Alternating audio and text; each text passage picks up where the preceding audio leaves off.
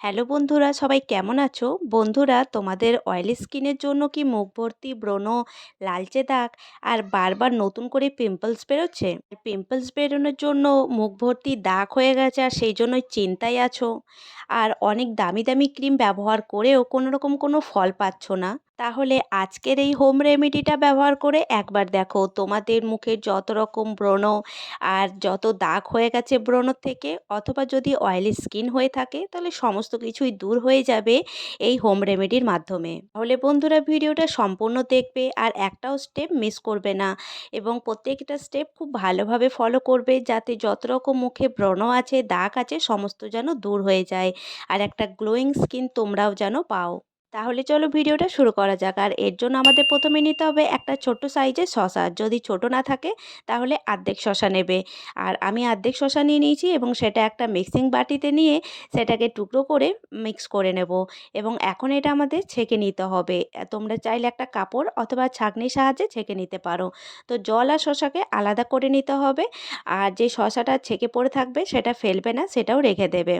শসা ত্বককে ঠান্ডা রাখতে এবং ত্বকের জ্বালাভাব কমাতে সাহায্য করে, আর অয়েলি স্কিনের জন্য অয়েল কন্ট্রোল করতে খুবই একটা গুরুত্বপূর্ণ ভূমিকা পালন করে। এরপর আমরা সেম মিক্সিং বাটিতেই নিম পাতা নিয়ে তার মধ্যে একটু জল অ্যাড করে সেটাকেও গ্রাইন্ড করে নেব। নিম পাতায় রয়েছে প্রাকৃতিক অ্যান্টিব্যাকটেরিয়াল উপাদান, যা ব্রণ সৃষ্টিকারী জীবাণুর বিরুদ্ধে কাজ করে এবং ব্রণে যত রকম দাগ থাকে সেই দাগগুলো কমাতে খুবই হেল্পফুল হয়ে থাকে। দেখো, এটা গ্রাইন্ড করার পরে এটাকেও ছেঁকে নিতে হবে, এবং সেম বাটিতেই ছেঁকেছি যেখানে আমাদের শসার জল ছিল। এরপর আরেকটা জায়গায় পেস্ট করা শসা আর নিম পাতার পেস্টটা নিয়ে খুব ভালোভাবে মিশিয়ে নিতে হবে, এবং তার মধ্যে 1 চামচ চালের গুঁড়ো দিয়ে দিতে হবে। চালের গুঁড়ো এক্সফোলিয়েটর হিসেবে কাজ করে এবং ত্বকের যত মৃত কোষ থাকে সব দূর করতে সাহায্য করে এবং ত্বককে মসৃণ করে। আর অয়েল কন্ট্রোল করার জন্য চালের গুরুত্বপূর্ণ ভূমিকা রয়েছে। এরপর এগুলো খুব ভালোভাবে মেশানোর পর এর মধ্যে মেশাতে হবে অর্ধেক লেবুর রস। লেবুর রসে থাকে ভিটামিন সি, যা ত্বকের উজ্জ্বলতা বাড়াতে সাহায্য করে এবং ত্বকের যত দাগ থাকে দাগগুলো কমাতে খুব সাহায্য করে। এরপর এই সমস্ত উপাদানগুলো খুব ভালোভাবে মেশানো হয়ে গেলে এটা রেডি হয়ে যাবে এবং এটা একটা স্ক্রাবার হিসেবে কাজ করবে। তো এটা কিভাবে লাগাতে হবে সেটাও তোমাদের দেখিয়ে দিচ্ছি। দেখো, এটা হাতে নেবে এবং লাগানোর আগে মুখটা একটু ভিজিয়ে নেবে। ভেজানোর পরে এটা মুখের মধ্যে নিয়ে সার্কুলার মোশনে এটাকে মাসাজ করতে হবে। একদম হালকা হাতে মাসাজ করবে এবং 2 থেকে 3 মিনিট মাসাজ করবে। খুব রগড়ে রগড়ে মাসাজ করবে না, তাহলে আমাদের মুখের টেক্সচারটা বিগড়ে যাবে। এবং এটা 2 থেকে 3 মিনিট তোমাকে মাসাজ করতে হবে, আর এটা মুখে, গলাতে সব জায়গায় মাসাজ করে ঠান্ডা জলে ধুয়ে নেবে। এরপর শসা আর নিমপাতার যে জলটা পড়েছিল সেটা দিয়ে একটা ফেস প্যাক বানাবো। তো তার জন্য আমাদের প্রথমে নিতে হবে 1 চামচ বেসন, আর বেসনের মধ্যে পরিমাণ মতো সেই জলটা মেশাতে হবে। জলটা একটু ধীরে ধীরে মেশাবে, যাতে খুব একটা জল না হয়ে যায়, এবং একটা স্মুথ পেস্ট বানাতে হবে। বেসন ত্বকের অতিরিক্ত তেলকে পরিষ্কার করতে সাহায্য করে, আর ত্বককে একদম গ্লোয়িং, চকচকে বানানোর জন্য বেসন খুবই একটা গুরুত্বপূর্ণ উপাদান। আর বন্ধুরা, যে বাকি জলটা পড়ে থাকবে এই জলটা আমাদের ফেললে হবে না। তোমাদের মুখে যদি খুবই বেশি ব্রণ আছে এবং ব্রণের দাগ আছে, তাহলে তোমরা রাত্রে এই জলটা ইউজ করে নিতে পারো।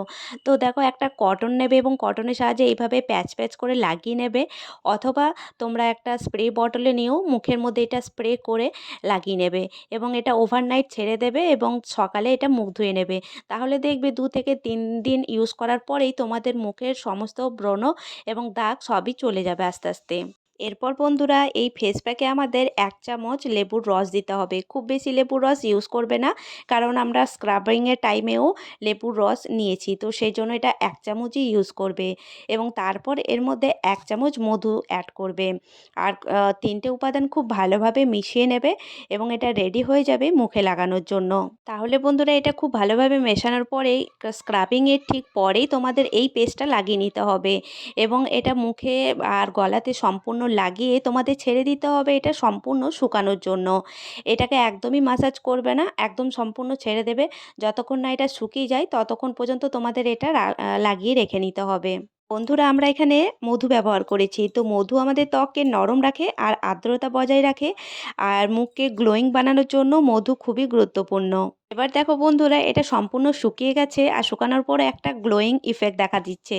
তো এটা যখন মুখ ধোবে সেম এই গ্লোয়িং ইফেক্টটা তোমাদের মুখের মধ্যেও শো করবে।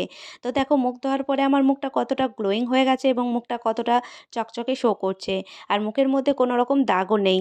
আমারও অয়েলি স্কিন বন্ধুরা, এবং আগে খুবই ব্রণ ছিল, যেটা এখন একদমই চলে গেছে। তাহলে বন্ধুরা, তোমরাও যদি এরকম স্কিন পেতে চাও তাহলে অবশ্যই এই হোম রেমেডিটা ব্যবহার করে দেখো। দেখবে তোমাদের যত ব্রণ, মুখের দাগ এবং অয়েলি স্কিন সব দূর হয়ে যাবে। আর মুখটা একদম গ্লোয়িং হয়ে যাবে এবং মুখের টেক্সচার একদমই বদলে যাবে। তাহলে বন্ধুরা, এই হোম রেমেডিটা ব্যবহার করে অবশ্যই আমাকে কমেন্টে জানিও। আর যদি ভিডিওটা ভালো লেগে থাকে তো ভিডিওতে লাইক করো, আর ভিডিওটা শেয়ার করো, আর চ্যানেলটা সাবস্ক্রাইব করতে একদমই ভুলো না। তো নেক্সট ভিডিওতে দেখা হচ্ছে। আর অন্য কোনো টপিকে যদি ভিডিও চাও তাহলে সেটাও কমেন্টে জানাতে পারো। Thank you so much.